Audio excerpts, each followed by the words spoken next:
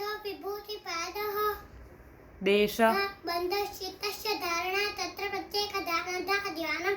तदेवार्थमात्र निर्भासं स्वरूपशून्यम् इव समाधिः तमेकत्र संयमः तज्जयात् प्रज्ञालोकः तस्य भूमिषु विनियोगः तमन्तरङ्गं पूर्वेभ्यः तदपि बहिरङ्गं निर्वीर्यस्य युक्तानिरोधसंस्कारयोरभिप्रादुर्भावः निरोधक्ष चित्तान्वयो निरोधपरिणामः तस्य वेदान्तवायिता संस्कारात् सर्वार्थतेकाग्रतयोः संयोगो सर्वार्थतेकाग्रतयोः क्षयोदयो चित्तस्य समाधिपरिणामः ततः पुनः शान्तोदितो तुल्यप्रत्यो चित्तस्य एकाग्रतापरिणामः एतेन भूतेन्द्रियेषु धर्मलक्षणविष्टापरिणामा व्याख्याता शान्तोदितव्यप्रदेशे धर्मानुपाते धर्मिक्रमाण्यत्वं परिणामान्यत्वे हेतुः परिणामत्रय संयमात् तद्धायशक्तिस्तम्भे परिणामत्रय संयमात् अतीतानागत ज्ञानम् शब्दार्थ वृत्त्यान्वितरेतराज्यात् परस्तेज्वभाग संयमात् सर्वभूतरूपज्ञानं संस्कारशात् करणात् पूर्वज्ञानं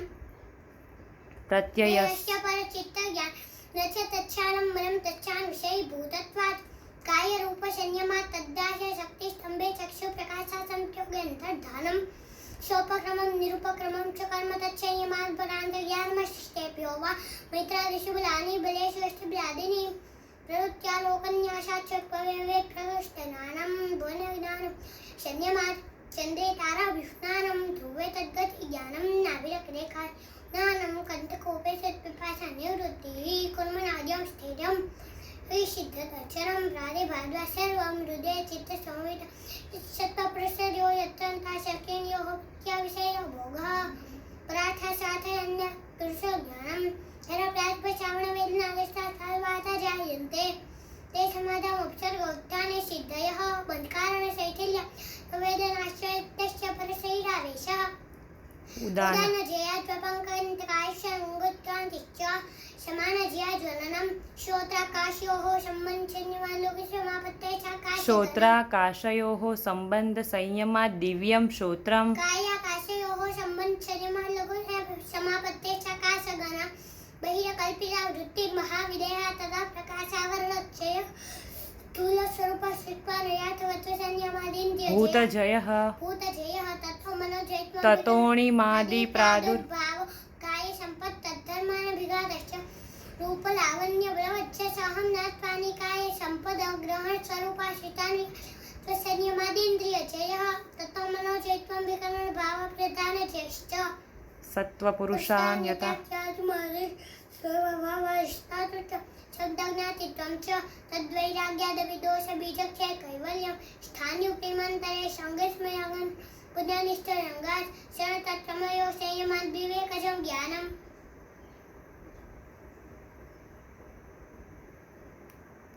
પછી જાતિ લક્ષણ દેશેર અન્યતાન વચ્ચે तुल्ययुष्टरं प्रैपत्ते तारकं सर्वविषयं सर्वथा विषयं अक्रमं चेति विवेकजं ज्ञानं सत्त्वपुरुषयोः शुद्धिसाम्य कैवल्यम् इति विभूतिपादः अथ कैवल्यपादः जन्मौषधि मंत्र तपः समाधि सिद्धयः जात्यन्तरपरिणाम प्रकृत्या पुरात् निमित्तम प्रयोजकं प्रकृतीनां वर्णभेदस्तोत्रक्षेत्रिकव निर्माणचितानि स्नामात्रात् प्रवृत्तिभेदस्य चित्तमकुकेशां तत्र ध्यानचमनाशयम् कर्म शुक्लाकृष्णं योगिनस्त्रिविधमित्तदेशां ततस्तद्विपाक एवाभिव्यक्तिर्वासनानां जातिदेशकालव्यवहितानामप्यानन्तै श्रुतिसंस्कारयोरेकरूपत्वात् तासां नादितुं च शिशु नित्यत्वात् हेतुफलाश्रयावलम्बने हि सङ्गृहीतत्वादेशाम्भावे तद्भावः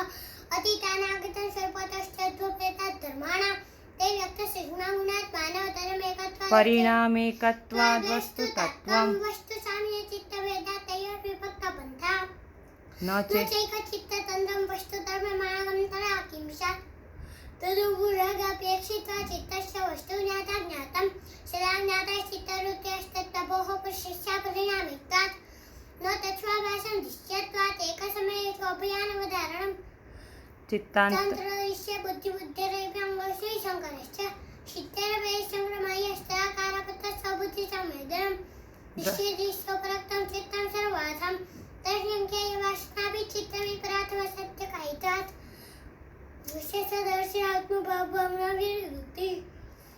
तदा विवेकनिम्नं कैवल्य प्रागभारं चित्तम् तच्छिरस्वगत्यानन्तरणानि संस्कारेभ्यः हानमेषां क्लेशः दुःखं संसारेभ्यः खुशिदस्य सर्वथा मेघस्मादि तदा क्लेशकर्मनिवृत्तिः तदा सर्वावरणं लाभेते ज्ञानस्य अन्त्याज्ञेयमल्पं तथा पेतार्थारं परिणम्य गुणानां षड्पतियोगिपरिणाम क्षणप्रतियोगी परिणामा परान्तनि क्रमः पुरुषार्थ शून्यानां गुणानां प्रतिप्रसवः कैवल्य स्वरूप प्रतिष्ठावादिति चितिशक्तिरीतिः इति कैवल्यपादः इति श्रीपातञ्जलयोगसूत्राणि समाप्तम्।